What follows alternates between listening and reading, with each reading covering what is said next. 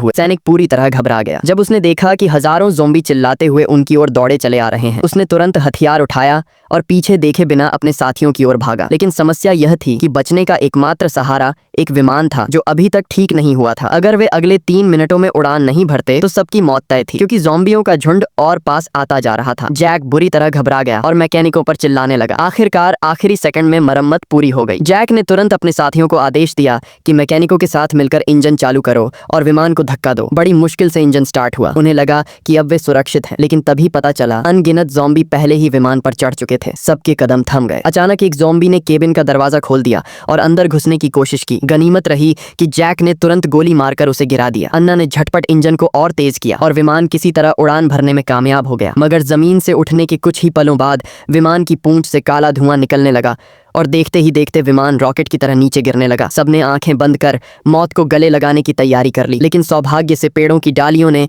गिरने के झटके को कम कर दिया और सभी सुरक्षित बच निकले। ज़ोंबियों से पीछा छुड़ाने के लिए वे अपने घायल शरीरों को घसीटते हुए आगे बढ़े और पनाह की तलाश करने लगे। रास्ते में जैक को मग पर कुछ अजीब लगा। सच सामने आया। भागते समय मग को ज़ोंबी ने काट लिया था, लेकिन उसने किसी से कहा नहीं। उसे डर था कि साथी उसे पीछे छोड़ देंगे या मार डालेंगे। जैक ने मौका पाकर उसे जमीन पर पटक दिया। काटे गए जख्म को देखकर मिक को सच मानना पड़ा। जैक उसे खत्म करने ही वाला था, लेकिन बाकी साथी पीछे से पुकारने लगे तो उसने अनमने मन से फिलहाल मिक की जान बख्श दी। रात ढली तो उन्हें एक घर नजर आया जिसके अंदर अब भी रोशनी जल रही थी। अंदर एक बूढ़ा आदमी मिला जिसने उन्हें बाहर नहीं निकाला, बल्कि उनके लिए भरपेट खाना बनाया। लेकिन जैसे ही सबने खाना खत्म किया, अचानक सबको चक्कर आने लगे। वे खड़े तक नहीं हो पाए और पल भर में सब बेहोश होकर जमीन पर गिर गए। जब जैक की आंख खुली तो पाया कि सब मजबूती से बंद